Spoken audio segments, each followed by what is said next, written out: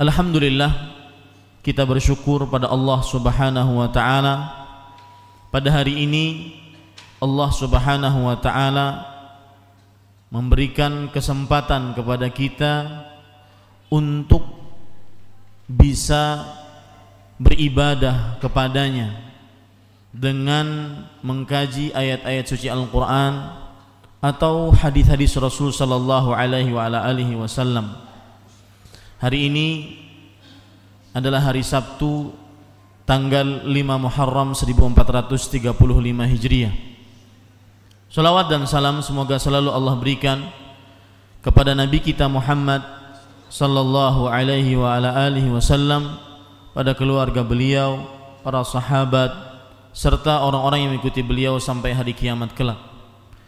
Dengan nama-nama Allah yang husna dan sifat-sifatnya yang ulia, saya berdoa, Allahumma aslih lana dinana alladhi huwa asmatu amrina, wa aslih lana dunyana allati fiha ma'ashuna, wa aslih lana akhiratana allati fiha ma'aduna, waj'alil hayata ziyadatan lana fi kulli khair, waj'alil mauta rahatan lana min kulli syarr. Wahai Allah, perbaikilah urusan agama kami yang merupakan perisai diri kami, dan perbaikilah urusan dunia kami yang di dalamnya tempat tinggal kami, dan perbaikilah urusan akhirat kami yang di dalamnya tempat kembali kami, dan jadikanlah kehidupan sebagai tambahan bagi kami dalam setiap kebaikan, dan jadikanlah kematian sebagai peristirahatan untuk kami dari setiap keburukan. Allahumma amin. Bapak Ibu, saudara-saudari yang dimuliakan oleh Allah Subhanahu wa ta'ala, tema kita pada kesempatan kali ini adalah rezeki dan keberkahannya.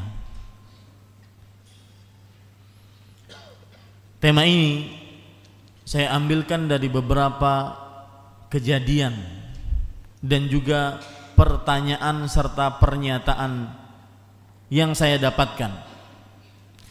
Sebagian orang mengatakan kepada saya bahwa apa sebab rezeki yang saya dapat kok tidak berkah, padahal rezekinya melimpah ruah, tapi terkadang hilang seketika, tidak mendatangkan manfaat. Apa sebab? Ada lagi yang bercerita, Ustadz, saya mempunyai penghasilan setiap bulan hampir 500 juta, tetapi kok seakan-akan 500 juta tersebut tidak ada manfaatnya. Bukan hanya tidak ada manfaatnya untuk orang lain, bahkan saya sendiri tidak merasakan manfaatnya. Jadi pembicaraan kita sekarang bukanlah miftah ar-rizq, bukan pembicaraan kita sekarang bagaimana cara mendapatkan rezeki yang banyak, bukan. Pembicaraan kita sekarang lebih dari itu. Setelah kita mendapat rezeki, bagaimana rezeki tersebut yang konotasinya lebih dominan kepada harta dan materi, dan itu yang saya inginkan. Bagaimana harta dan materi kita benar-benar berkah untuk kita, sehingga tidak muncul lagi seseorang mendapatkan rezeki akan tetapi dia tidak bisa mendapatkan kebaikan dari rezeki yang dia dapatkan. Seakan-akan ada rezeki, tidak ada rezeki sama saja. Ini yang kita cari.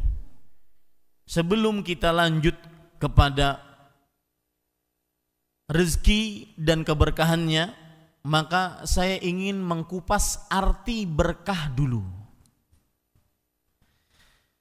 Allah Subhanahu wa ta'ala pernah berfirman di dalam surat Al-Anbiya ayat 71. Wa najjaynahu wa lutan ilal ardi allati barakna fiha lil alamin.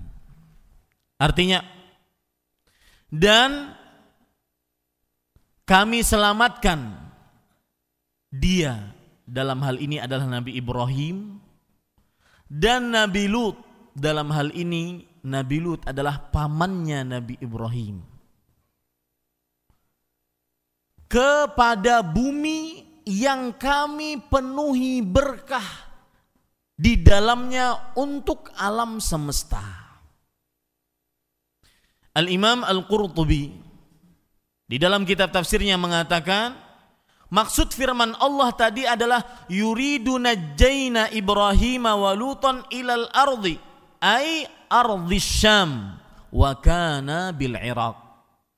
Maksud dari ayat surat Al-Anbiya ayat 71, maksudnya adalah Allah menyelamatkan Nabi Ibrahim dan Nabi Lut ke sebuah tempat, ke sebuah daerah, yaitu daerah Syam, yang mana Nabi Ibrahim dan Nabi Lut bertempat tinggal di Irak akan dipindahkan, diselamatkan oleh Allah Subhanahu wa taala ke daerah Syam. Dan daerah Syam adalah daerah yang penuh, yang banyak kebaikan. Makanya Imam Al-Qurtubi mengatakan, wal barakatu thubutul khairi wa dawamuhu. Dan berkah artinya, ini arti berkah yang pertama. Berkah artinya adalah kebaikan yang tetap dan terus menerus. Kebaikan yang tetap dan terus menerus. Arti berkah yang pertama.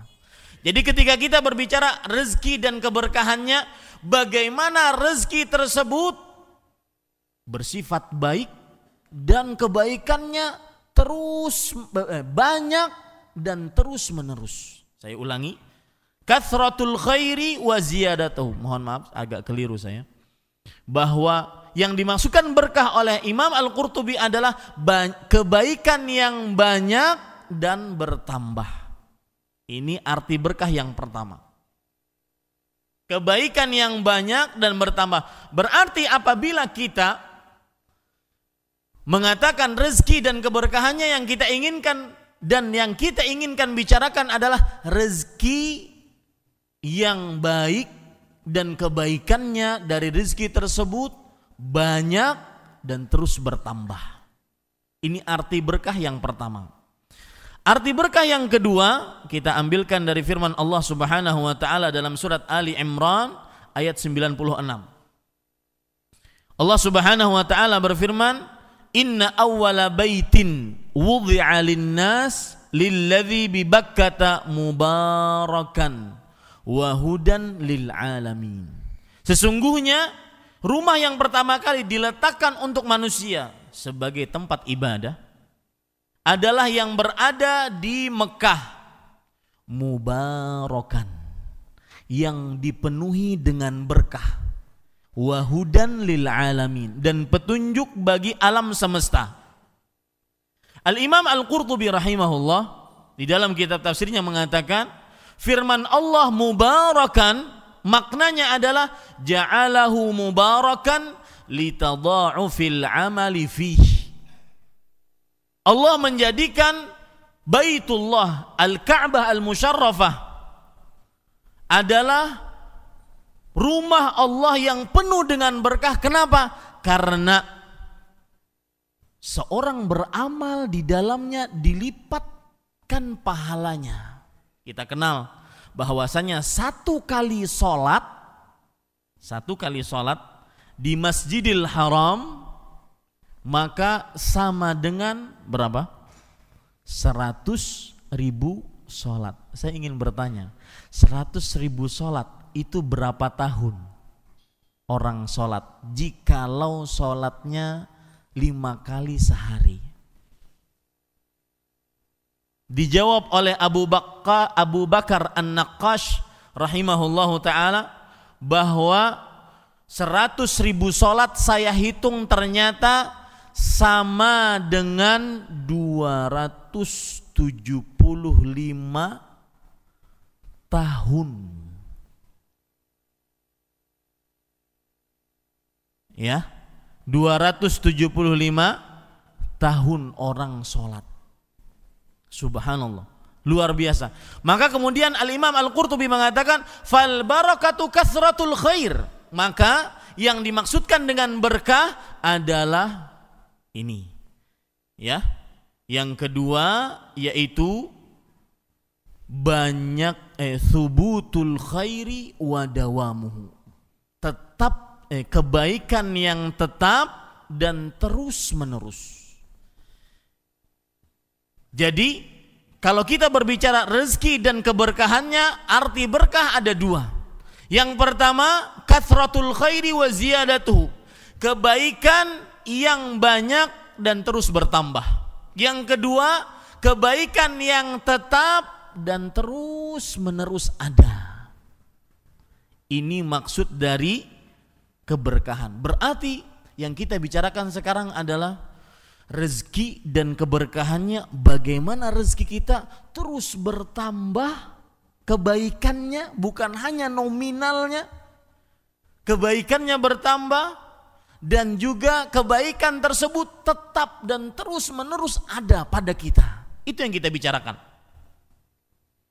Nah sekarang Bapak Ibu saudara-saudari yang dimuliakan oleh Allah Subhanahu wa taala, kita ingin amalan apa saja. Saya akan bagi dua materi kajian ini. Yang pertama, bagaimana agar rezeki berkah. Yang kedua, apa saja yang menghilangkan berkah pada rezeki. Mudah-mudahan cukup waktunya. Yang pertama adalah bagaimana rezeki berkah. Sekali lagi, ingat, yang kita bicarakan pada malam ini bukan bagaimana kiat-kiat dalam agama Islam agar seseorang dipermudah untuk mendapatkan rezeki. Ya, yang biasa disebut kunci-kunci penghantar rezeki itu sudah lewat, sering disampaikan. Sekarang yang kita bicarakan adalah bagaimana ketika sudah kita mendapatkan rezeki, kemudian rezeki tersebut, kebaikan pada rezeki tersebut terus bertambah dan terus ada. Ini yang kita bicarakan. Poin pertama, bagaimana agar rezeki berkah. Maka jawabannya, Bapak, Ibu, saudara-saudari yang dimuliakan oleh Allah Subhanahu wa taala, kiat pertama agar rezeki kita berkah adalah bertakwa. Dan definisi takwa sudah sering Bapak Ibu dengar, yaitu fi'lu an ta'mala bi ta'atillah ala nurin minallah tarju thawaballah wa tattaqi ma'siyatallah ala nurin minallah takhafu iqaballah. Definisi takwa ma'ruf, yaitu kamu mengerjakan ketaatan kepada Allah dengan petunjuk dari Allah, berharap pahala dari Allah Subhanahu wa taala, dan menjauhi maksiat Allah dengan petunjuk dari Allah karena takut siksa Allah Subhanahu wa taala. Itu takwa. Apa dalil yang menunjukkan bahwasanya dengan takwa seseorang akan rezekinya menjadi berkah? Ingat, kata-kata berkah, ingat kepada dua sisi tadi. Apa Pak? Yang pertama, kebaikan yang banyak dan terus bertambah. Yang kedua, kebaikan yang tetap dan terus menerus. Perhatikan firman Allah Subhanahu wa taala di dalam ayat Al-Qur'an. Allah Subhanahu wa taala berfirman, "Walau anna ahlal qura amanu wattaqau lafatahna 'alaihim barakatin minas sama'i wal ard." Jikalau penduduk sebuah kampung beriman dan bertakwa, la fatahna, lam di sini adalah lamut taukid, artinya sungguh benar-benar kami akan bukakan atas mereka berkah-berkah dari langit dan bumi. Para ikhwah yang dirahmati oleh Allah Subhanahu wa taala, Ayat ini Allah Subhanahu wa taala sebutkan di dalam surat Al-Jin ayat 16. Bapak Ibu, saudara-saudari, perhatikan ayat ini baik-baik. Al-Imam Al-Qurtubi dalam kitab Al-Jami' li Ahkamil Quran mengatakan,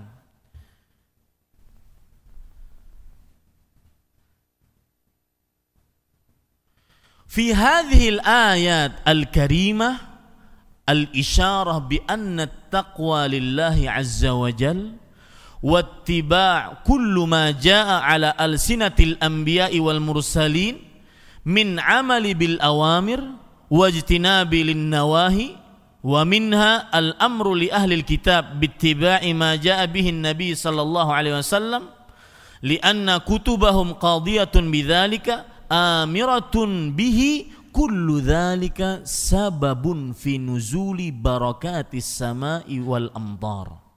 Di dalam ayat yang mulia ini terdapat sebuah isyarat bahwa takwa kepada Allah Azza wa Jalla dan mengikuti seluruh apa yang disebutkan melalui lisan para nabi dan para rasul, yaitu berupa mengerjakan perintah, menjauhi larangan. Di antaranya adalah perintah kepada ahlul kitab untuk mengerjakan perintah dan menjauhi larangan. Seluruhnya ini adalah merupakan sebab turunnya berkah dari langit, yaitu berupa hujan yang lebat, wa ikhraju barakatil ard, dan mengeluarkan berkah-berkah dari bumi. Hujan saja tidak cukup. Ketika hujan dibarengi dengan berkah dari bumi yang menghasilkan tumbuhan tumbuh, buah-buahan berbuah, pohon tumbuh dengan lebatnya, maka itulah yang disebut dengan berkah. Ayat ini menunjukkan dengan jelas bahwasanya orang yang bertakwa rezekinya akan diberkahi. Maka pesan saya pribadi untuk diri pribadi dan kepada para bapak ibu saudara-saudari kaum muslim sekalian, jika melihat harta kita kok tidak berkah, banyak tapi tidak baik, banyak tapi tidak mendatangkan kebaikan, dan kebaikannya tidak ada, kebaikannya tidak bertambah, maka coba perhatikan pada takwa kita. Coba perhatikan kepada perintah-perintah Allah yang Allah perintahkan kepada kita. Coba perhatikan kepada larangan-larangan Allah yang Allah larang atas kita. Apakah kita menjauhinya atau kita mengerjakannya? Karena takwa modal utama rezeki menjadi berkah. Ini yang pertama.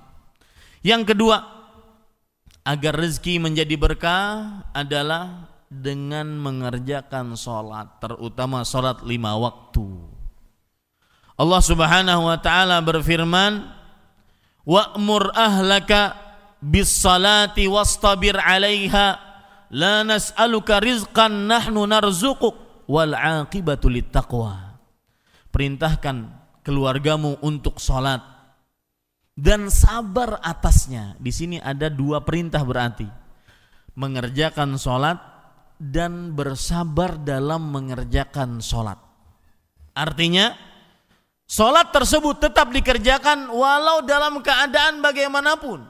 Dan khusus untuk syariat umat Nabi Muhammad sallallahu alaihi wasallam, sholat hanya boleh ditinggalkan oleh orang yang tidak berakal, yang tidak baligh, wanita yang haid dan nifas.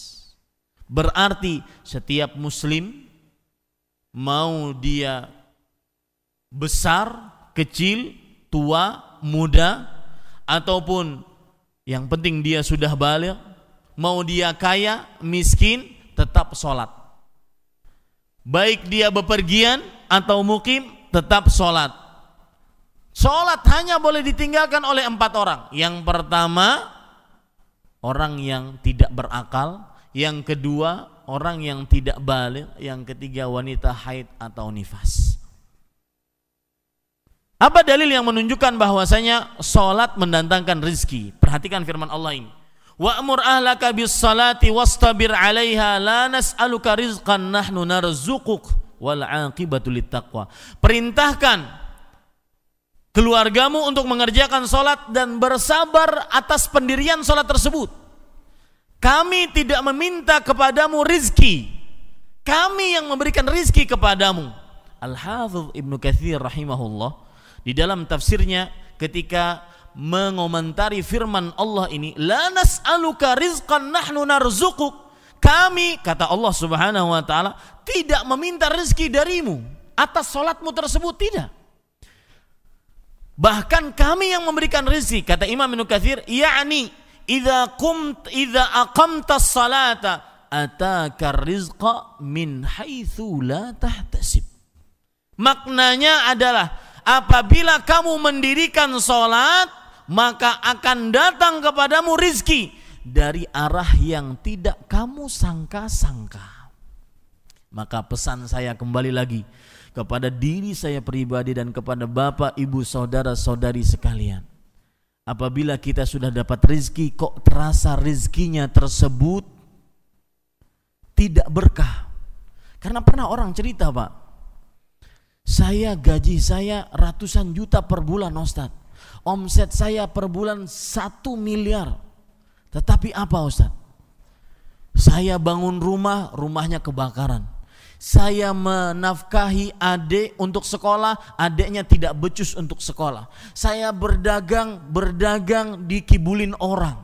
Tidak berkah, Ustaz. Apa sebabnya? Ternyata jauh dari sholat. Pesan untuk kita semua, apabila ingin rezeki yang bukan hanya sekedar rezeki, bukan hanya sekedar banyak, tapi rezeki yang apa? Yang berkah, maka jangan lupa sholat. Kemudian Al-Hafidz Ibnu Katsir mengatakan, kama qala ta'ala, wa man yattaqillaha yaj'al lahu makhrajan wa yarzuqhu min haitsu la yahtasib. Barang siapa yang bertakwa kepada Allah, maka Allah akan menjadikan baginya jalan keluar. Itulah rezeki yang berkah. Dan Allah Subhanahu wa taala akan memberikan rezeki padanya dari arah yang dia tidak sangka-sangka. Itulah rezeki yang berkah. Para ikhwah yang dirahmati oleh Allah Subhanahu wa taala, ada perkataan menarik yang dikatakan oleh Imam Ibnu Qayyim Al-Jauziyah dalam kitab beliau Zadul Ma'ad. Beliau mengatakan, ini perkara salat. As-salatu min akbaril aun ala tahsili masalihid dunya wal akhirah. Subhanallah. Salat adalah sebab terbesar pertolongan untuk mendapatkan kebaikan-kebaikan dunia dan akhirat. Wa daf'i mafasidid dunya wal akhirah, dan salat adalah sebab terbesar untuk menahan keburukan-keburukan dunia dan akhirat. Orang dapat rezeki banyak, akan tetapi hilang seketika, tidak ada berkahnya. Tidak bisa nolong orang, tidak bisa membantu orang tua, tidak pernah memberikan sedekah kepada karib kerabatnya, adik, kakak, paman, bibi. Tidak manfaat. Kebaikannya tidak ada. Jangankan kebaikan yang banyak dan bertambah, atau kebaikan yang terus menerus dan tetap, kebaikannya saja tidak ada.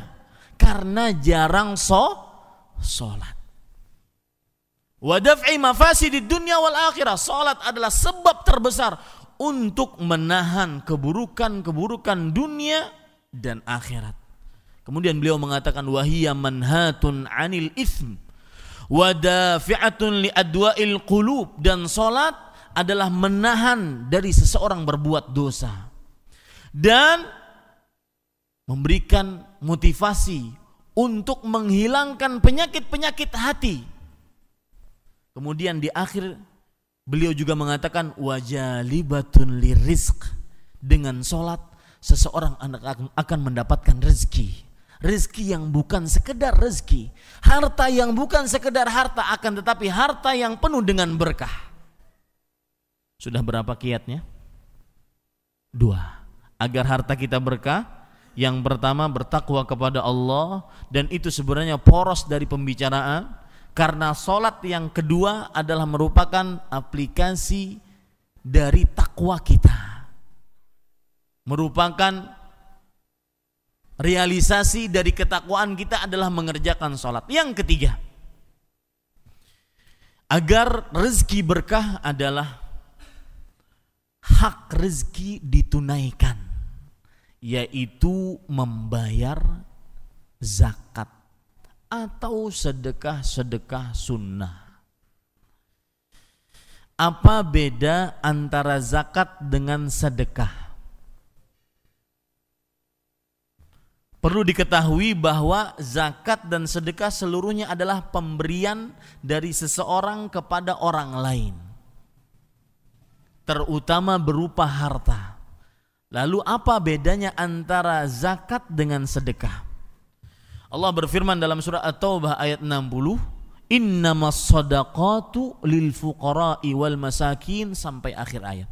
Sesungguhnya sedekah itu berhak untuk orang fakir, miskin, amil zakat, orang yang terlelap atau orang yang terperosok dengan hutangnya, kemudian orang yang ingin memerdekakan dari perbudakan terhadap dirinya, kemudian orang yang berjihad di jalan Allah. Yang kedelapan yaitu orang yang ibnus sabil, yaitu orang yang bepergian dan habis bekalnya di jalan. Di dalam ayat ini Allah memakai as-sadaqah, kata-kata sedekah, tetapi diberikan kepada makna zakat. Maka para ulama mengatakan zakat, sedekah yang wajib adalah sama dengan zakat. Sedekah yang sunnah maka disebut dengan sedekah. Itulah perbedaan antara zakat dengan sedekah. Apabila seseorang menyebut sedekah tetapi dia wajib, maka sama dengan apa? Zakat. Apabila menyebut sedekah saja tetapi dia tidak wajib, karena sedekah yang wajib yang disebut dengan zakat ada syarat-syaratnya. Harus melalui satu haul, kemudian harus sampai nisab, kemudian harta yang dimiliki merupakan kepemilikan secara sempurna, kemudian dia sebagai seorang muslim. Syarat-syarat zakat yang sangat dikenal sekali. Maka sedekah apabila itu wajib, itu disebut dengan zakat. Sedekah apabila sunnah, maka disebut dengan sedekah. Apa dalil yang menyebutkan bahwa orang yang berzakat hartanya akan berkah, rezekinya akan berkah? Perhatikan firman Allah. Allah Subhanahu wa taala berfirman di dalam ayat wa ma ataitum min zakatin turiduna wajhallah faulaika humul mudhaifun. Dan apa saja yang kalian berikan dari zakat yang kalian inginkan di dalamnya wajah Allah, karena Allah, maka merekalah orang-orang yang dilipatkan bukan hanya sekedar pahala budi akhirat, tetapi dilipatkan rezeki dan hartanya disebabkan zakat tersebut. Semakin zakat dikeluarkan, semakin harta bertambah. Dan ini butuh keyakinan. Ini butuh keyakinan terhadap hal gaib. Karena secara mata kasat kita punya uang 1.000 rupiah, kemudian ada orang minta-minta, kita bagi 500 kepada dia, sisa nominal secara mata kasat berapa?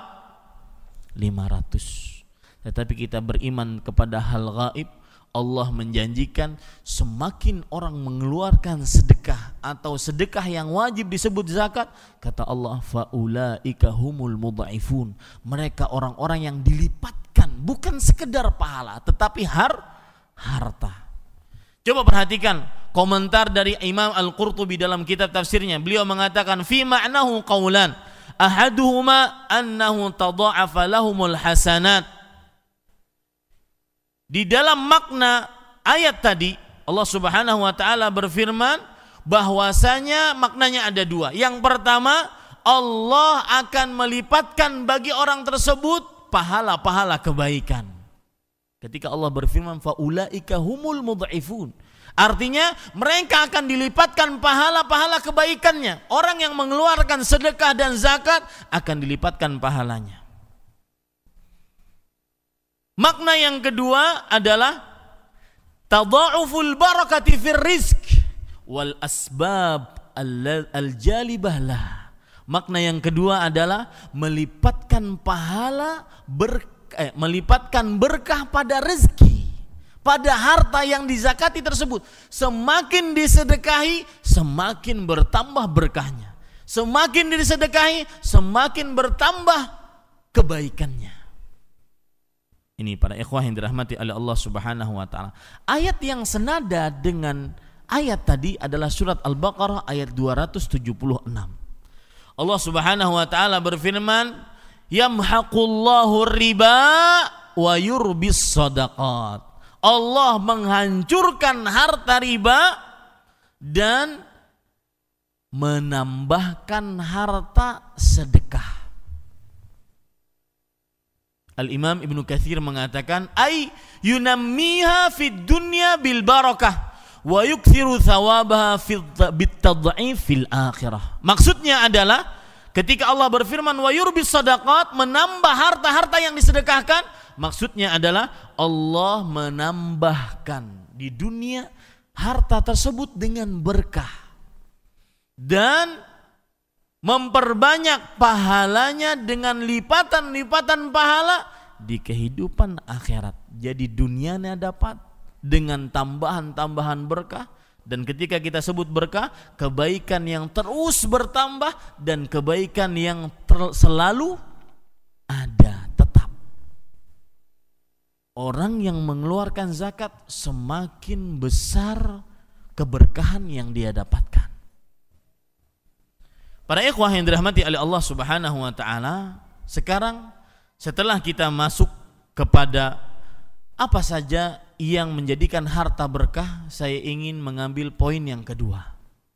Apa saja yang menghilangkan berkah pada harta atau rezeki? Sebelumnya, saya ingin mengingatkan bahwa harta di akhirat akan ditanya dari dua sisi. Khusus harta. Dalam hadis riwayat Tirmidzi dari Abu Barzah Al-Aslami radhiyallahu anhu, Rasulullah sallallahu alaihi wa ala alihi wasallam bersabda, "La tazulu qadama 'abdin yaumal qiyamah hatta yus'ala an umrihi fima afna." Tidak akan bergeser kedua telapak kaki seorang hamba pada hari kiamat sampai ia ditanya tentang umurnya dia habiskan untuk apa. Pertanyaan pertama. Wa an ilmihi fima fa'ala, tentang ilmunya dia amalkan dalam hal apa. Yang kedua, wa an malihi, ini tentang harta. Tentang hartanya, min aina iktasabahu wa fima anfaqahu, tentang hartanya dia dapatkan dari mana dan dia gunakan kemana. Khusus harta ada dua pertanyaan. Dapatkan dari mana, kemudian digunakan untuk apa. Yang terakhir pertanyaan Allah, wa an jismihi fima abla, tentang badannya dia gunakan untuk apa. Ini muqaddimah dari poin yang kedua. Apa saja yang menghancurkan berkah pada rezeki? Ketahuilah bahwasanya harta, rezeki yang kita dapatkan di dunia, 1 rupiah, 100 rupiah, 1000 rupiah, 10.000 rupiah, 100.000 rupiah, 1 juta, 1 miliar yang kita dapatkan, yang masuk ke rekening kita, yang ada dalam dompet kita, akan ditanya dari dua sisi. Siapkan jawabannya masing-masing. Dari mana kita dapat dan kemana kita gunakan. Sudah siapkah kita ketika dicabut nyawanya oleh Allah untuk menjawab pertanyaan tersebut? Makanya dalam hadis diriwayatkan oleh Imam Bukhari, Rasulullah sallallahu alaihi wasallam bersabda, "Yadkhulul fuqara'u al-jannata qabla al-aghniya bi 500 'am." Orang-orang fakir masuk surga sebelum orang-orang kaya 500 tahun. Hadis ini bukan berarti menunjukkan buruknya kekayaan. Jangan sampai orang-orang yang diluaskan rezekinya kemudian dia sedih, "Oh Ustaz, kalau begitu kita miskin aja deh." Enggak. Kenapa orang-orang kaya yang diluaskan rezekinya oleh Allah Subhanahu wa taala terlambat 500 tahun masuk surga dibandingkan orang miskin? Karena orang miskin pertanyaannya tidak banyak. Orang kaya yang luas rezekinya pertanyaannya ada dua tadi. Dari mana kamu dapat itu rupiah, dari mana kamu dapat hari sekian, bulan sekian, tahun sekian. Itu harta yang kamu masukkan ke dalam dompetmu, dari mana kamu dapat bulan sekian harta, terus banyak. Akhirnya 500 tahun sebelum penciptaan langit dan bumi. Bapak Ibu kalau dipilihkan, silahkan milih ya. Mana yang ibu pilih atau mana yang bapak pilih? Kaya bersyukur, miskin bersabar. 99% saya yakin kaya bersyukur. Enggak mau kere. Capek Ustaz dari kere. Masa saya dari orok sampai sekarang cuma tingkat ekonomi saya dari menengah ke bawah terus menanjak ke bawah sampai terperosok. Enggak mau. Sebagian orang, bahkan ini pembicaraan para ulama, membicarakan bahwasanya yang paling utama adalah miskin bersabar. Salah satu dalil mereka hadis yang saya sebutkan tadi. Orang kaya, orang miskin masuk ke dalam surga 500 tahun sebelum 500 tahun sebelum orang kaya. Kata orang kaya, enggak begitu maksudnya. Kami bolehlah masuk surga terlambat, tetapi Anda bisa beramal ibadah kepada Allah kan karena kami. Bisa berjihad di jalan Allah butuh apa? Butuh apa? Harta. Bukan butuh modal nekat, enggak. Butuh harta. Makanya Rasulullah SAW pernah suatu ketika di suatu tahun di kota Madinah paceklik, kekeringan, tidak ada harta yang mereka bisa gunakan untuk bekal sebagai alat mereka berperang. Rasulullah SAW sangat butuh bantuan pada waktu itu. Intinya orang kaya bisa membantu orang miskin untuk beramal ibadah, berjihad, membangun masjid. Orang miskin akhirnya bisa sholat di masjid tersebut. Sarana-sarana untuk beribadah dan menuntut ilmu didapatkan dari orang kaya. Maka sebenarnya kata Syekhul Islam Ibnu Taimiyah rahimahullah, di antara orang miskin bersabar dibandingkan orang kaya bersyukur adalah derajatnya sama. Tidak ada yang membedakan mereka kecuali dengan takwa. Ada perkara menarik Pak tentang hadis yang menunjukkan keutamaan orang kaya. Hadis riwayat Bukhari, Muslim dan yang lainnya. Dari Abu Hurairah radhiyallahu anhu. Orang-orang dari kaum muhajirin mengadu kepada Rasul sallallahu alaihi wasallam. Apa aduannya? Ya Rasulullah, dhahaba ahlud duthur bil ujur. Wahai Rasulullah sallallahu alaihi wasallam, orang-orang kaya menggondol pahala begitu banyak. Ini yang mengadu siapa Bapak Ibu sekalian? Orang miskin dari kaum muhajirin. Orang-orang kaya banyak menggondol pahala. Kemudian kenapa demikian? Kata Rasulullah sallallahu alaihi wasallam, "Walima dzalik?" Kenapa demikian? Kata orang-orang muhajirin, orang-orang muhajirin mengadu,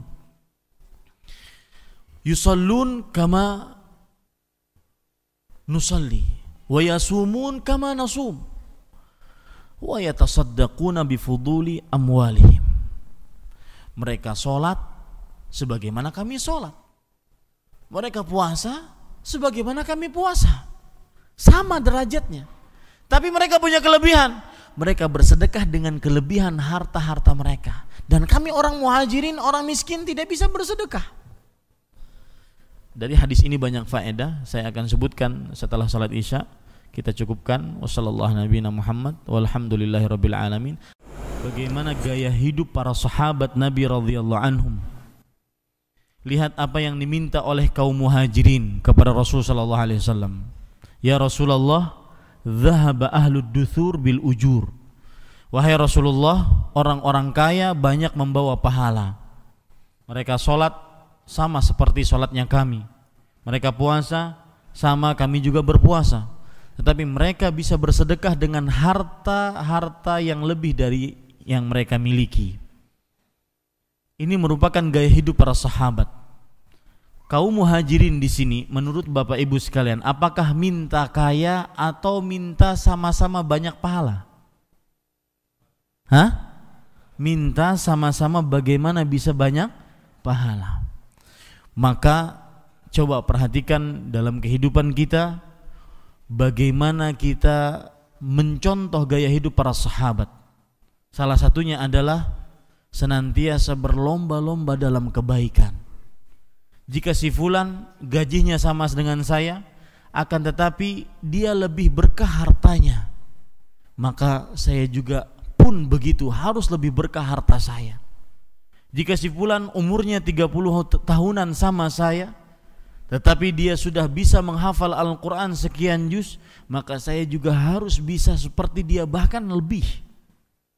Jika si fulan umurnya sekian tahun, tetapi dia sudah hafal hadis-hadis Rasul sallallahu alaihi wasallam, terutama yang sangat dibutuhkan oleh setiap muslim, maka saya juga harus lebih. Inilah gaya hidup para sahabat yang senantiasa berlomba-lomba dalam kebaikan. Itu yang harus kita contoh. Kemudian Bapak Ibu saudara-saudari yang dimuliakan oleh Allah, pelajaran yang menarik tentang miskin bersabar dan kaya bersyukur dari hadis tadi adalah, kemudian Rasulullah SAW memberikan kepada orang-orang muhajirin yang miskin tersebut amalan. Amalannya adalah setiap kali setelah selesai sholat membaca 33 subhanallah, 33 alhamdulillah, 33 Allahu akbar, dan diakhiri dengan ucapan la ilaha illallah sampai wa huwa ala kulli syai'in qadir. Kata Rasulullah sallallahu alaihi wasallam, tidak ada yang bisa mengalahkan kalian dari sisi pahala kecuali, nah kecualinya ini, orang-orang yang mengamalkan seperti amalan kalian. Ya, pulanglah kaum muhajirin bersuka cita mendapatkan amalan Rasulullah yang bisa mengalahkan amalannya orang-orang kaya. Mereka setiap kali setelah selesai sholat menyebutkan subhanallah 33, alhamdulillah 33, Allahu akbar 33, diakhiri dengan la ilaha illallah sampai wa huwa ala kulli syai'in qadir. Orang kaya dengar. Kata Rasul SAW, tidak ada yang mengalahkan amalan kalian ini dari sisi pahalanya kecuali orang yang mengamalkan seperti amalan kalian.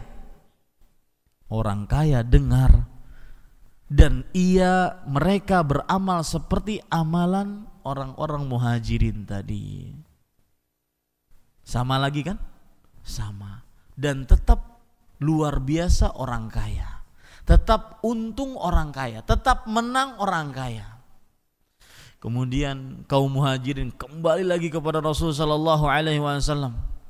Wahai Rasulullah, sami'a ikhwanuna min ahli al-amwal bima fa'alna fa fa'alu mithla ma fa'alna. Wahai Rasulullah, orang-orang kaya mendengar apa yang kami ucapkan dan mereka mengucapkan seperti apa yang kami ucapkan. Mereka mengerjakan seperti apa yang kami kerjakan. Akhirnya kami tetap kalah. Kalah dalam apa? Kekayaan atau amal ibadah? Amal ibadah. Ini gaya hidup para sahabat. Maka di akhir hadis, setelah aduan yang kedua dari kaum muhajirin, Rasulullah sallallahu alaihi wasallam menjawab, "Dzalika fadlullahi yu'tihi man yasha." Itulah kemuliaan yang Allah berikan kepada siapa yang Dia kehendaki. Dari hadis ini para ulama menyatakan bahwa al-ghaniyyu syakir afdalu minal faqir sabir. Orang kaya yang bersyukur lebih utama dibandingkan orang miskin yang bersabar. Tapi orang miskin yang bersabar menjawab lagi. Kata orang miskin yang bersabar, Rasulullah sallallahu alaihi wasallam pernah berdoa, Allahumma hsyurni ma'a zumratil masakin. Ya Allah, kumpulkan aku bersama orang-orang miskin. Bukan orang-orang apa? Kaya. Berapa sudah? 2-0, 2-0, 2-2. Kita ingin bikin hat-trick. Ya, intinya para ikhwah sekalian, ini bukan inti pelajaran kita, tetapi intinya antara al-ghaniyyu syakir, orang kaya yang bersabar, orang bersyukur, dengan orang al-faqirus sabir, orang miskin yang bersabar, sama. Yang membedakan mereka adalah apa? Taqwa. Dan ini yang dikuatkan pendapatnya oleh Imam Syekhul Islam Ibnu Taimiyah rahimahullahu taala. Muqaddimah juga. Sebelum kita membicarakan apa saja yang menghancurkan berkah harta, muqaddimah yang selanjutnya adalah akan datang suatu zaman, suatu masa, prinsip manusia yang penting dapat harta. Mau hartanya harta yang halal, atau mau didapat dengan cara yang halal, atau didapat dengan cara yang haram. Yang penting rekening nominal rekening saya bertambah, dompet saya bertambah tebal. Ini sudah digambarkan oleh Rasul sallallahu alaihi wasallam bahwa akan datang suatu zaman seseorang berslogan yang penting dapat harta. Mau nipu, mengoplos, mencuri, korupsi, yang penting dapat harta. Akan datang suatu zaman tersebut. Dalam hadis riwayat Bukhari dari Abu Hurairah radhiyallahu anhu, Rasul sallallahu alaihi wasallam bersabda, "Ya'ti 'alan nasi zamanun la yubalil mar'u ma akhadha minhu aminal halal am minal haram." Akan datang pada manusia suatu masa, seseorang tidak memperhatikan apa yang dia ambil, apakah yang halal ataukah yang haram. Bodoh amat. Bahkan subhanallah, ada pengalaman menarik. Saya ketika di Arab Saudi baca-baca berita di negara kita. Beberapa berita menyebutkan bagaimana orang mencari harta, mencari penghasilan untuk bisa hidup dengan cara menipu. Macam-macam jenis tipuannya. Entah itu menyuntikkan ke semangka dengan warna merah sehingga semangkanya menjadi lebih merah. Entah itu mengoplos. Oplosan bukan barang-barang yang besar yang mudah dioplos. Mengoplos merica. Merica itu kecil, Pak. Itu dioplos kecil-kecil. Kok bisa gitu? Mengoplos bensin, mengoplos oli, macam-macam. Bahkan subhanallah ada berita yang menyebutkan, jangan tersinggung para pedagang tukang bakso ya. Berita yang menyebutkan bahwasanya pentol-pentol bakso bukan dibuat dari daging asli murni sapi, tetapi dari daging apa? Tikus. Mencarinya saja sulit, apalagi sampai mengolahnya. Luar biasa. Orang kadang-kadang mengoplos, menipu dengan tipuan yang kita tidak percaya terkadang. Bahkan subhanallah, ada seorang cerita kepada saya. Saat saya pernah ikut untuk mendaftar di sebuah instansi yang resmi untuk mendaftar menjadi pegawai di situ. Kemudian saya ikutilah ujian psikotes, kemudian tulis.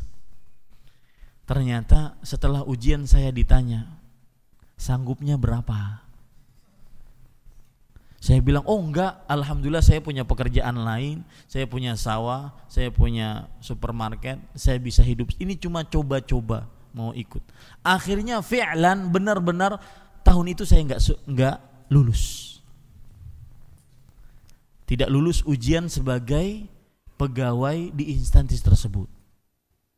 Yang ajib luar biasanya Ustadz, setahun berlalu, kemudian diadakan pendaftaran kembali, saya dapat telepon.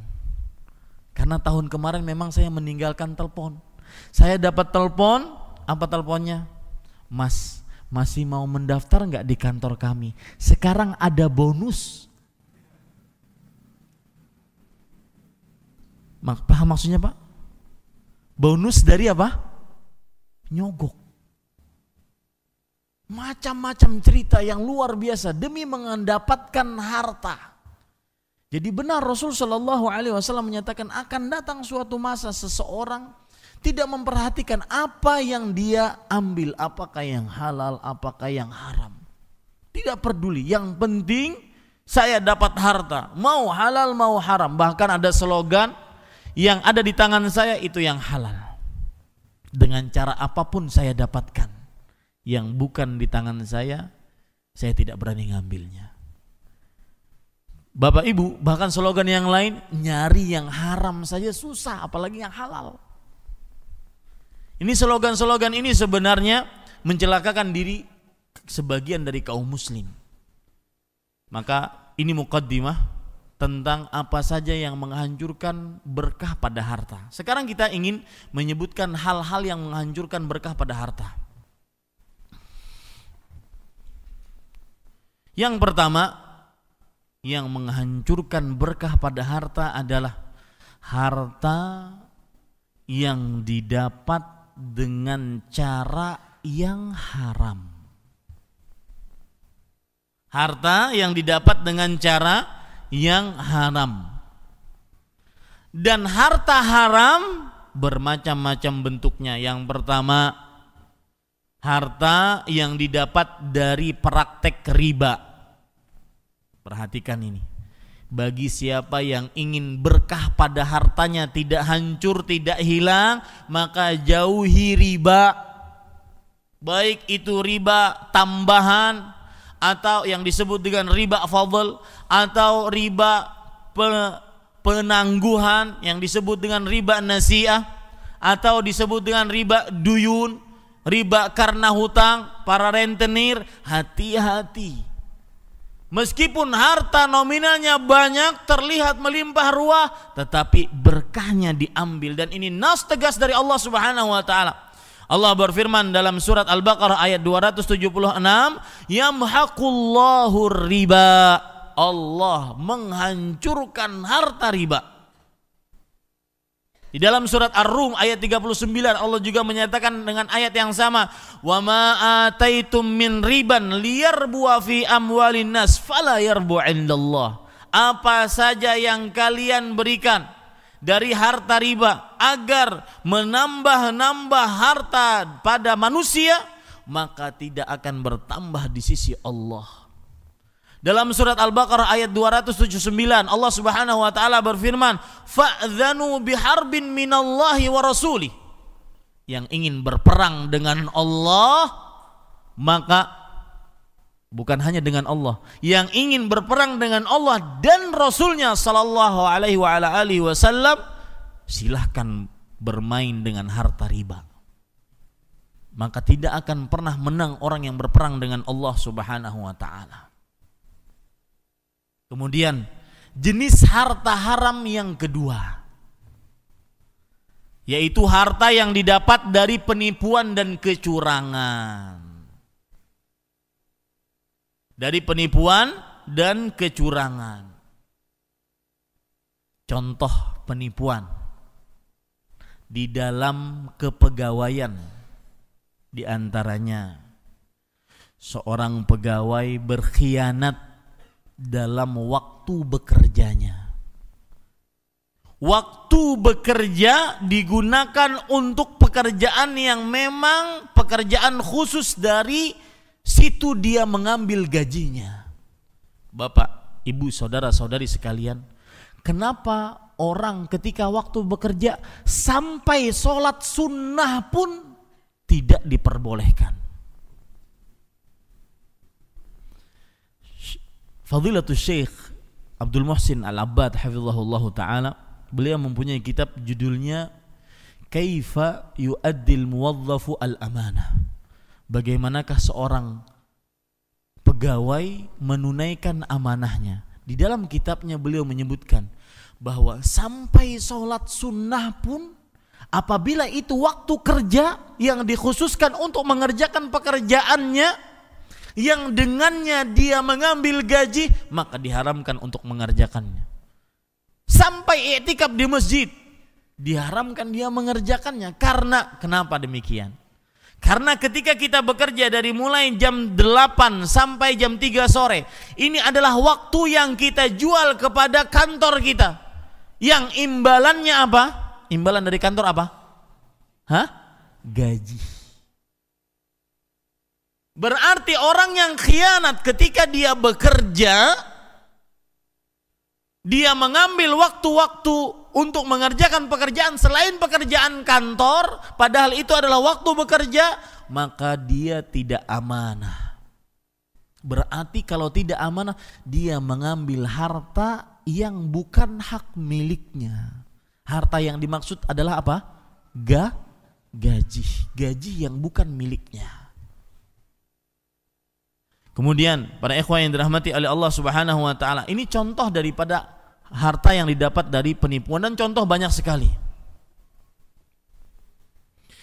Contoh yang lain seperti bonus-bonus yang didapatkan oleh utusan kantor dari sponsor-sponsor yang bekerja sama dengan rekanan kantor atau perusahaan-perusahaan rekanan kantor. Saya utusan dari kantor saya.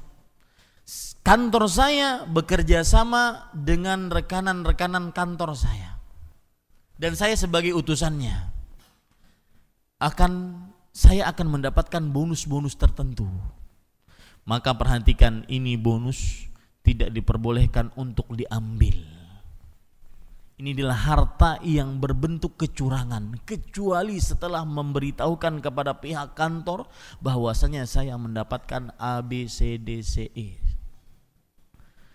Coba perhatikan hadis riwayat Imam Abu Dawud dari Buraidah radhiyallahu anhu, Nabi Muhammad sallallahu alaihi wasallam bersabda, "Man ista'malnahu ala amalin farazaqnahu rizqan." Barang siapa yang kami jadikan dia sebagai pegawai, lalu kami upah dia dengan upah yang tetap, fama akhadha ba'da dzalika fahuwa ghulul, maka apa saja yang dia ambil selain gaji yang sudah tetap untuknya, maka itu adalah ghulul. Ghulul adalah harta rampasan perang yang diambil sebelum dibagikan, dan itu dosa besar.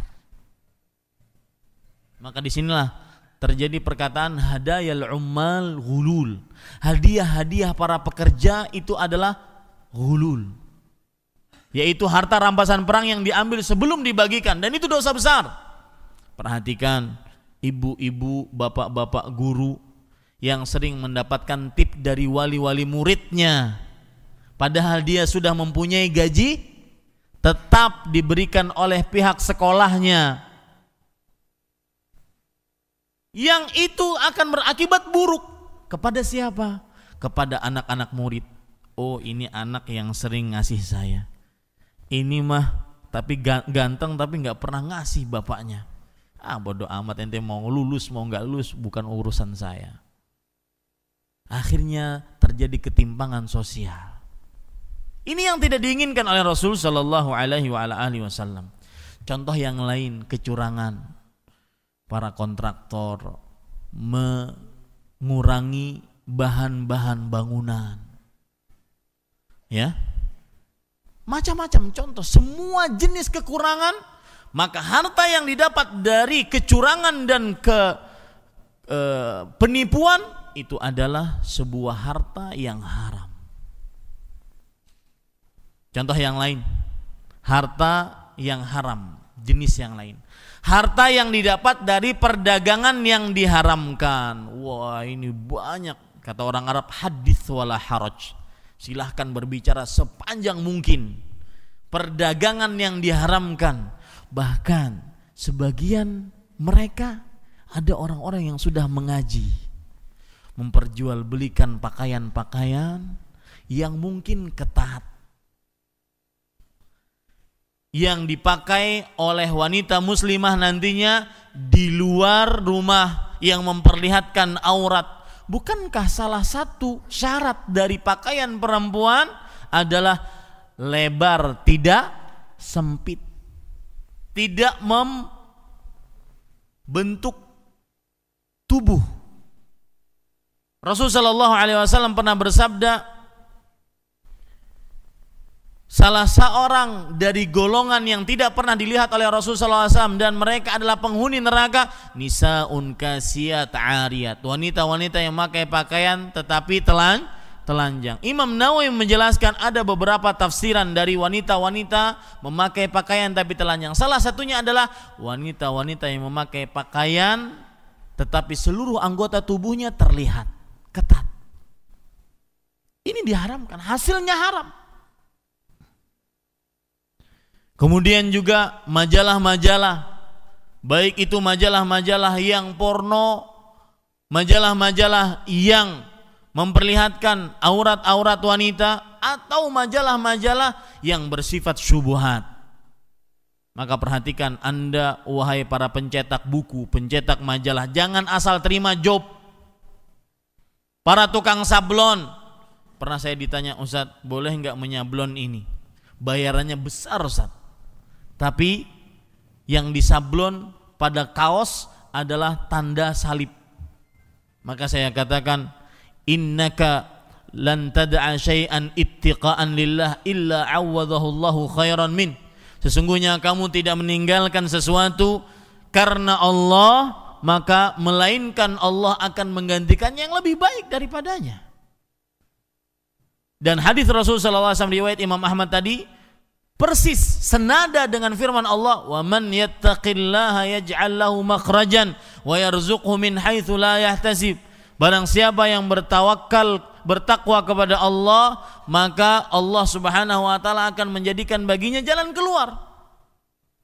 Kedepankan takwa, maka Allah akan memberikan jalan keluar dan memberikan rezeki dari arah yang tidak dia sangka. Banyak sekali perdagangan-perdagangan mendagangkan sesuatu yang diharamkan, seperti mendagangkan alat-alat musik. Imam Albani rahimahullah pernah menyatakan, kalau tidak ada dalam ayat Al-Quran atau hadis Rasulullah SAW kecuali hadis yang berbunyi, ya'ti aqwamun min ummati yastahilluna al-hirra wal harir wal khamra wal ma'azif, akan datang orang-orang dari umatku yang menghalalkan, artinya diharamkan mereka halalkan, yang menghalalkan al-khamra, khamr, perzinahan, kemudian sutra bagi laki-laki, dan alat-alat musik. Kata Imam Al-Albani, kalau seandainya tidak ada satu ayat Al-Quran pun atau hadis Nabi pun yang menyebutkan tentang keharaman musik dan alat-alatnya, maka hadis tersebut sudah cukup untuk menjadikan sebuah sandaran hukum atas pengharaman musik. Maka perhatikan, orang-orang yang menjual alat-alat sekarang, mainan-mainan anak-anak, semuanya musik. Ya, ini termasuk hal yang diharamkan dalam agama Islam. Nah, sekarang saya ingin menyebutkan, sesudah kita mengetahui bahwasanya salah satu hal yang terbesar yang menghilangkan berkah pada harta adalah harta yang didapatkan dengan cara yang haram. Dan cara yang haram tadi ada berapa? 3. Yang pertama, mengerjakan praktek riba. Yang kedua, menipu. Yang ketiga, menjual barang-barang yang haram. Salah satu akibat, atau saya akan sebutkan akibat-akibat buruk dari orang-orang makan harta haram. Akibat-akibat buruk dari orang-orang makan harta haram, sebagaimana yang judul kita sekarang, rezeki dan keberkahannya. Maka akibat buruk dari makan harta haram yang pertama kali adalah memusnahkan keberkahan harta. Memusnahkan keberkahan harta. Sebagaimana firman Allah tadi dalam surah Al-Baqarah, yamhaqullahu riba. Allah Subhanahu wa taala akan menghancurkan harta riba. Perhatikan komentar dari Imam Ibnu Katsir dalam kitabnya Tafsirul Qur'anil Azim. Beliau mengatakan, yukhbirullahu ta'ala annahu yamhaqur riba ay yudhibuhu imma bi an yudhibuhu bil kulliyah min yadi sahibihi aw yahrimahu barakata malihi fala yantafi'u biha bal yu'adzibuhu biha fid dunya wa yu'aqibu alaihi yaumal qiyamah. Subhanallah, mengerikan. Komentar beliau yang sangat luar biasa. Beliau mengatakan, Allah memberitahukan dalam ayat ini, surah Al-Baqarah ayat 276, bahwa Allah menghancurkan riba. Apa maksud menghancurkan? Menghilangkan riba tersebut. Maksudnya adalah menghilangkan harta dari pemiliknya secara maksimal. Seluruh harta dia habis ludes gara-gara riba. Atau kata Imam Ibnu Katsir, atau mengharamkan berkah pada harta tersebut yang akhirnya dia tidak bisa mengambil manfaat dari harta tersebut. Bahkan kata Imam Ibnu Katsir, dia akan disiksa di dunia dan disiksa di akhirat. Ini para ikhwah yang dirahmati oleh Allah Subhanahu wa taala. Kemudian para ikhwah yang dirahmati oleh Allah Subhanahu wa taala, dalil yang menunjukkan bahwasanya makan harta haram yang dihasilkan tadi dari menipu, dari menjual barang-barang yang diharamkan, dari bermain praktek riba, makan harta haram akan menghancurkan keberkahan pada harta. Dalilnya adalah hadis riwayat Muslim dari Hakim Ibnu Hizam radhiyallahu anhu, Rasul sallallahu alaihi wasallam bersabda, al-bay'ani bil khiyar ma lam yatafarraqa fa in sadaqa wa bayyana burika lahuma fi bai'ihima wa in kadzaba wa katama muhiqat barakatu bai'ihima. Saya ambil langsung inti dari hadis tersebut dalam permasalahan kita. Kata Rasul sallallahu alaihi wasallam, dua penjual dan pembeli jika mereka jujur dan menjelaskan apa adanya atas barang yang mereka perjualbelikan, maka akan diberkahi dalam jual beli mereka. Tetapi jika baik penjual atau pembeli berdusta dan menyembunyikan aib, maka muhiqat barakatu bai'ihima, akan dihancurkan berkah jual beli mereka. Ini dalil yang sangat jelas bahwasanya menipu menghancurkan keberkahan harta. Saya jadi ingin membahas tentang tipuan ini, Pak. Orang yang nipu, apa yang paling jelas, Pak, di tengah-tengah kita penipuan dalam jual beli? Apa misalnya? Menipu daging. Jual daging dioplos atau ya pokoknya dia tipu sampai daging tersebut terlihat besar, terlihat berat. Atau seperti yang kita katakan tadi, orang yang buat pentol bakso, ya biji bakso tersebut dia tipu bukan dari daging murni tetapi dari daging tikus yang dia tanpa membeli mengeluarkan biaya dia buat dari itu. Sekarang hitung berapa untung yang dia dapatkan. Orang-orang yang menipu ketika dalam timbangan, mungkin dia akan mendapatkan keuntungan 1 ons, 2 ons, 1 gram, ya. Berapa keuntungan yang dia dapatkan ketika dengan menipu tersebut? Apakah dia dapat 1 juta setiap harinya? Anggap 10 juta. Anggap 100 juta. Anggap 1 miliar. Anggap 1 triliun. Dia untung dengan tipuan dia. Tapi bandingkan dengan surganya Allah Subhanahu wa ta'ala. Surga derajat yang paling rendah. Rasul sallallahu alaihi wasallam pernah bercerita, sa'ala Musa rabbahu. Mudah-mudahan hadis ini menjadi motivasi kita ketika kita berdagang tidak pernah menipu. Ketika kita berinteraksi sosial tidak pernah menipu. Rasul sallallahu alaihi wasallam pernah bercerita, sa'ala Musa rabbahu ma adna ahlil jannati manzilatan. Nabi Musa alaihissalam pernah bertanya, wahai Rabbku, apakah tingkatan surga yang paling rendah? Apa pertanyaan Nabi Musa? Penghuni surga yang nikmatnya paling apa? Rendah.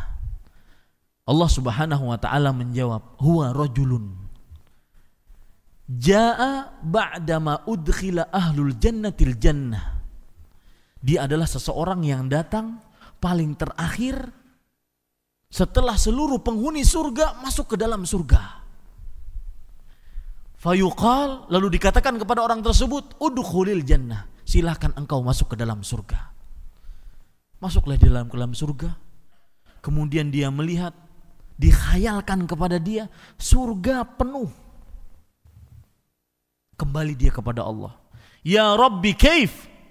Waqad akhadhan nasu manazilahum wa akhadhu akhadhatihim. Wahai Allah, wahai Rabbku, bagaimana aku bisa masuk surga? Orang sudah ngapling tempatnya masing-masing, surga penuh. Dalam khayalan siapa? Orang tersebut. Kata Allah Subhanahu wa ta'ala, kalau begitu saya punya penawaran. Apa penawaran Allah? Atardha an yakuna laka mulk min maliki mulukid dunia. Apakah engkau ridha, rela memiliki kekayaan seperti kekayaan satu dari raja-raja dunia? Dia pernah hidup di dunia. Dia pernah tahu bagaimana kaya rayanya sang raja. Maka seketika itu pula orang ini mengatakan, raditu rabbi, aku mau wahai Rabbku, aku ridha. Ingat, ini tingkatan penghuni surga yang paling apa? Rendah. Penawaran pertama kali oleh Allah Subhanahu wa ta'ala adalah dia memiliki kekayaan seluas kekayaan satu raja dari raja-raja dunia. Kaya enggak, Pak? Lihat tuh Raja Abdullah, bagaimana kayanya. Lihat raja atau Sultan Bulqiyah, bagaimana kayanya. Kaya luar biasa. Ini tingkatan surga yang paling rendah, belum selesai. Kata Allah Subhanahu wa ta'ala setelah orang itu mengatakan, oh mau wahai Rabbku, itu sudah cukup. Kata Allah Subhanahu wa ta'ala, lakadzalik, kamu akan memiliki itu apa, Pak? Kekayaan satu dari raja-raja dunia. Kata Allah, kamu akan memiliki itu. Wa mithluha wa mithluha wa mithluha wa mithluha, dan semisal dengannya, semisal dengannya, semisal dengannya, semisal dengannya. Berarti berapa kali lipat? 5 kali lipat. Karena yang pertama ditambah 4, 5 kali lipat. 5 kali lipat dari apa? Kekayaan salah satu raja dari raja-raja dunia. Dikali yang kelima, orang tersebut mengatakan, raditu rabbi. Dalam bahasa kita, wahai Rabbku, sudah cukup. Itu aja deh. Artinya apa? Kalau seandainya dia tidak stop itu firman Allah Subhanahu wa ta'ala, Allah akan tambah itu. Dan semisalnya dan semisalnya. Kata orang tersebut, udah 5 aja deh, cukup ya Allah. Ini tingkatan surga yang paling rendah. Ya. Kemudian belum selesai. Kata Allah melanjutkan, hadzalak, itu milikmu. 5 kali lipat kekayaan dari salah satu raja-raja dunia.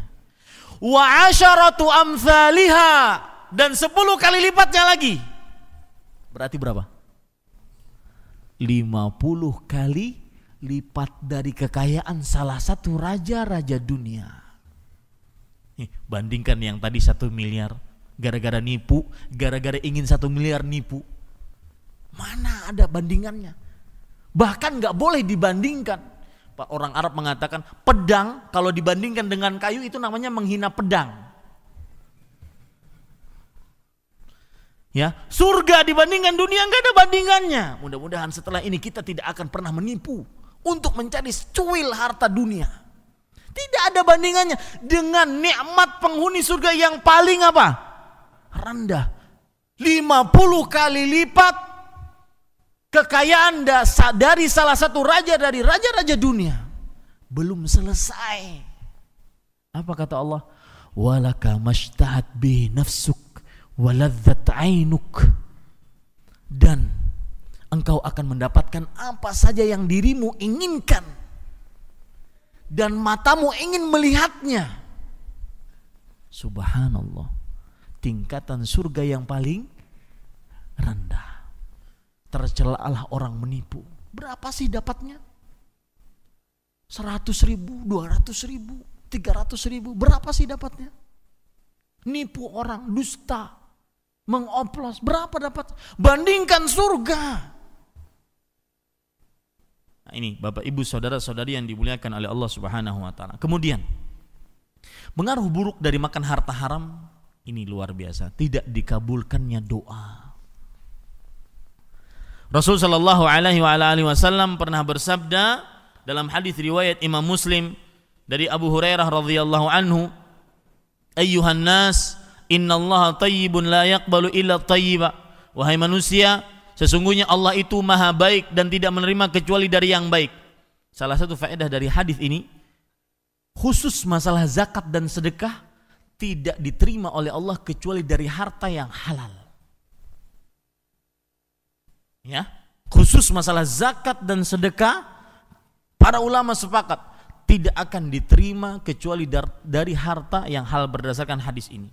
Kemudian di akhir hadis, saya potong hadisnya karena waktu, di akhir hadis Rasulullah sallallahu alaihi wasallam menyebutkan, "Tsumma dzakara ar-rajulu yutilu safar, ash'atha akbar, yamuddu yadayhi ila as-sama, yaqulu ya Rabbi ya Rabbi."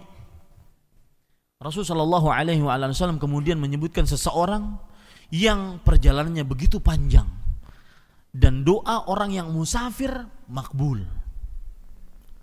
Dalam keadaan lesuh penuh dengan debu, mengangkat kedua tangan, dan adab ketika berdoa adalah mengangkat kedua tangan.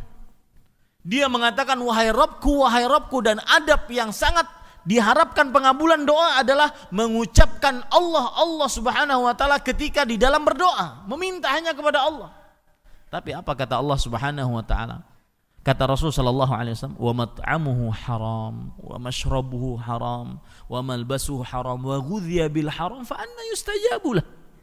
Tetapi makanannya haram, minumannya haram, ya, dan diberikan dari makanan yang haram, maka bagaimana akan dikabulkan doanya? Ini salah satu yang menjadi pengaruh buruk dari makan harta haram. Kemudian Bapak Ibu saudara-saudari yang dimuliakan oleh Allah Subhanahu wa taala, pengaruh buruk dari makan harta haram, terlaknat di dunia. Terlaknat di dunia. Dan ini kembali kepada apa saja yang menghancurkan keberkahan pada harta. Contoh orang yang makan harta riba. Ya, saya ingatkan dari hati saya.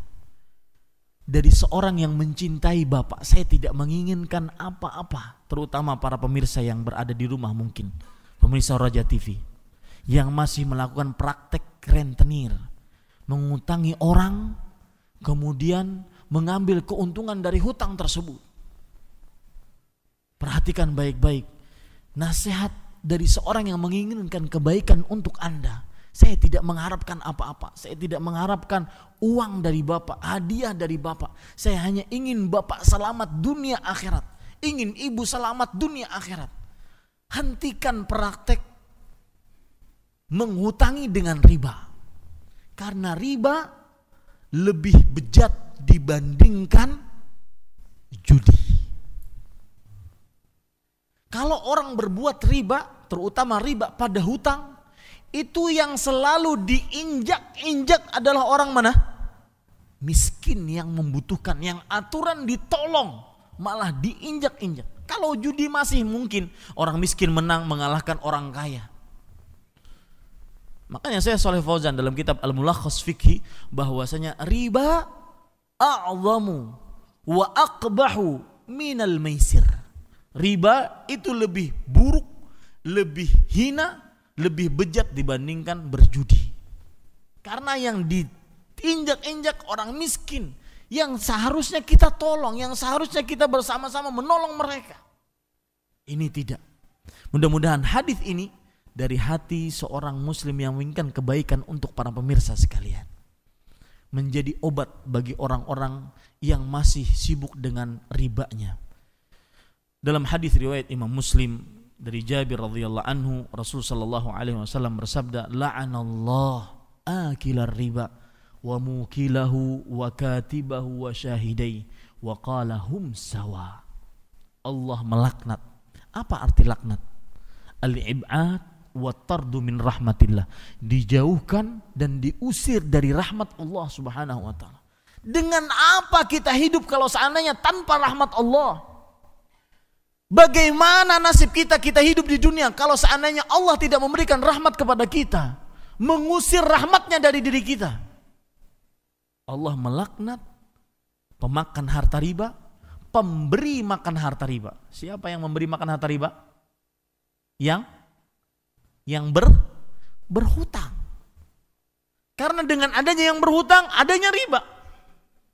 Kemudian melaknat penulisnya dan melaknat kedua saksinya. Di akhir hadis Rasul sallallahu alaihi wasallam mengatakan wa qala hum sawa. Rasul sallallahu alaihi wasallam bersabda, mereka sama. Maksudnya fil wizri wal ithmi, di dalam dosa dan maksiat sama seluruhnya, terlaknat oleh Allah Subhanahu wa taala. Terakhir, Bapak Ibu saudara-saudari yang dimuliakan oleh Allah Subhanahu wa taala, contoh nyata takutnya para salafus saleh. Kita ini kan orang-orang salaf yang senantiasa mencontoh para salaf, para sahabat, para tabi'in, para tabi'ut tabi'in dalam gaya kehidupan mereka. Contoh real, nyata, takutnya para salaf memakan harta haram. Kenapa mereka takut? Karena mereka tahu bahwasanya dengan makan harta haram, berkah harta akan hapus, akan hancur, akan hangus. Lihat Sayyidu Salafis Saleh, yaitu Rasulullah sallallahu alaihi wasallam, pemimpin para salafus saleh, Rasulullah sallallahu alaihi wasallam. Perhatikan. Dalam hadis riwayat Bukhari dari Abu Hurairah radhiyallahu anhu, Nabi Muhammad sallallahu alaihi wasallam bersabda, "Inni la anqalibu ila ahli fa ajidu thamarata saqiqatan ala firashi fa arfa'uha ili akulaha thumma akhsha an takuna sadaqah fa ulqiha." Kata Rasulullah SAW, aku pergi ke rumah istri-istriku. Aku dapati ada sebuah pohon, ada sebuah biji buah kurma jatuh dari atas kasurku. Aku lihat kurma kok ada jatuh di bawah kasurku. Aku ambil, ingin memakannya. Kemudian kata beliau, tapi aku takut jangan-jangan ini kurma dari harta zakat dan sedekah. Dan kita ketahui Nabi dan keluarganya Ahlul Bait tidak memakan harta zakat dan sedekah. Kata Rasul, aku takut itu sebagai harta sedekah. Akhirnya tidak jadi beliau letakkan kembali pada tempatnya. Subhanallah. Rasulullah SAW sangat hati-hati apa yang dimakan, apa yang diminum. Kita harus contoh ini. Contoh yang lain, Khalifatul Rasulillah SAW. Siapa beliau? Abu Bakar As-Siddiq radhiyallahu anhu.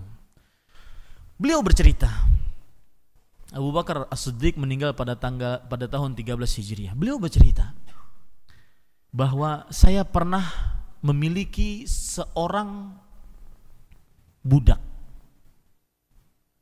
Budak tersebut di masa jahiliyah senantiasa suka meramal atau bermain dukun, jadi tukang ramal. Atau senantiasa melakukan praktek sihir, mengobati orang ataupun melakukan sihir terhadap orang lain, yang dengannya dia dapat penghasilan. Dan orang-orang Arab jahiliyah, salah satu penghasilan mereka, yaitu pekerjaan tetap mereka, diantaranya ngutangin orang dengan riba, kemudian bermain sihir. Nah, budak ini setelah dia masuk Islam menjadi budaknya Abu Bakar As-Siddiq. Setiap hari budak ini membawakan makanan untuk Abu Bakar As-Siddiq. Abu Bakar As-Siddiq memakannya setiap hari seperti itu. Suatu ketika budak ini bercerita, "Wahai Abu Bakar As-Siddiq radhiyallahu anhu, tahukah engkau makanan yang engkau makan tadi itu adalah pemberian dari orang yang memberikan upah kepada saya?" Kata Abu Bakar As-Siddiq, dan ini pakai gaya bahasa saya ya. Lalu kenapa kalau begitu? Bukan sekedar upah wahai Abu Bakar As-Siddiq. Saya dulu di masa jahiliyah suka meramal, suka main dukun dan sihir. Maka saya dengan main dukun dan sihir tersebut mendapatkan upah. Dan yang kamu makan tadi adalah upah dari pekerjaan saya dulu. Saya ketemu pasien saya, dia ngasih upah kepada saya, dan saya belikan dengan upah tersebut makanan, dan makanan itulah yang kamu makan. Berarti dari harta apa? Yang haram. Abu Bakar As-Siddiq, bagaimana respon beliau ketika mendengar itu? Langsung beliau masukkan tangan beliau ke dalam mulut beliau sampai memuntahkan semua yang beliau makan. Saking takutnya makan dari harta yang haram. Itulah gambaran para salafus saleh kita. Mudah-mudahan kita bisa mengikutinya. Apa yang baik itu dari Allah Subhanahu wa taala, apa yang buruk itu dari kami pribadi manusia biasa. Sesungguhnya masih banyak materi dalam hal ini, di antaranya cara bertobat dari harta haram. Tetapi waktu jualah yang mencukupkan kita dari materi ini. Mudah-mudahan yang disampaikan menjadi ilmu yang bermanfaat. Apa yang baik itu dari Allah Subhanahu wa taala, apa yang buruk itu dari saya pribadi dan dari syaitan. Saya mohon ampun kepada Allah dan memohon maaf kepada Bapak Ibu saudara-saudari sekalian, baik yang hadir di masjid ini ataupun yang di rumah, pemirsa Raja TV sekalian yang semoga selalu dirahmati oleh Allah Subhanahu wa taala. Saya cukupkan. Wassallallahu nabiyana Muhammad walhamdulillahi rabbil alamin. Wassalamualaikum warahmatullahi wabarakatuh.